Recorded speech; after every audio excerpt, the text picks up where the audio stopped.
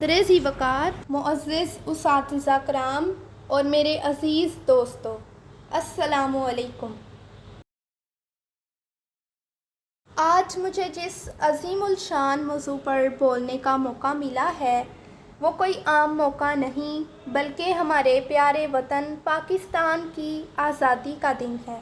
یہ وطن ہمارا ہے، ہم ہیں پاسباں اس کے سوکھے پتے بھی پھول ہیں گلستاں کے۔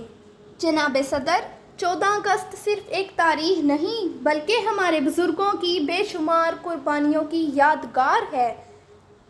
1947 سے پہلے مسلمان انگریزوں اور ہندوؤں کے ظلم کا شکار تھے، ان کی عزت، دین اور پہچان خطرے میں تھی۔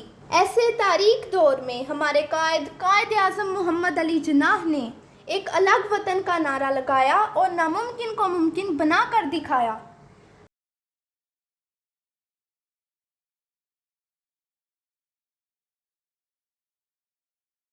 ہزاروں سال نرگس اپنی بے نوری پہ روتی ہے، بڑی مشکل سے ہوتا ہے چمن میں دیدہ ور پیدا۔ حاضرین گرامی، یہ آزادی ہمیں کسی نے تحفے میں نہیں دی۔ اس سبز پرچم کو لہرانے کے لیے ہزاروں ماؤں نے اپنے بچے قربان کیے، لاکھوں لوگوں نے اپنے گھر بار چھوڑے۔ اس ملک کی بنیادوں میں ہمارے شہداء کا خون شامل ہے۔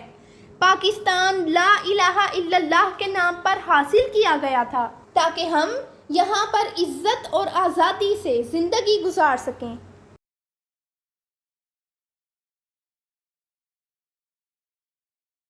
خون دل دے کے نکھارے ہیں روح گل کے نکھار، ہم نے گلشن کے تحفظ کی قسم کھائی ہے۔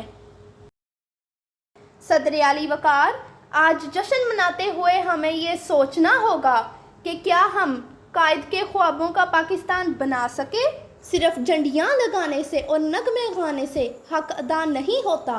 اگر ہم سچ مچ پاکستان کو عظیم بنانا چاہتے ہیں تو ہم طلباء کو سچی لگن سے تعلیم حاصل کرنی ہوگی، ہمیں آپس کی نفرتوں کو بھول کر متحد ہونا ہوگا اور ایمانداری کو اپنا شعار بنانا ہوگا۔ عزیز حاضرین، آئیں آج یہ وعدہ کریں کہ ہم اپنی محنت سے اس دھرتی کا نام روشن کریں گے اور اس کی حفاظت کے لیے کسی قربانی سے دریغ نہیں کریں گے۔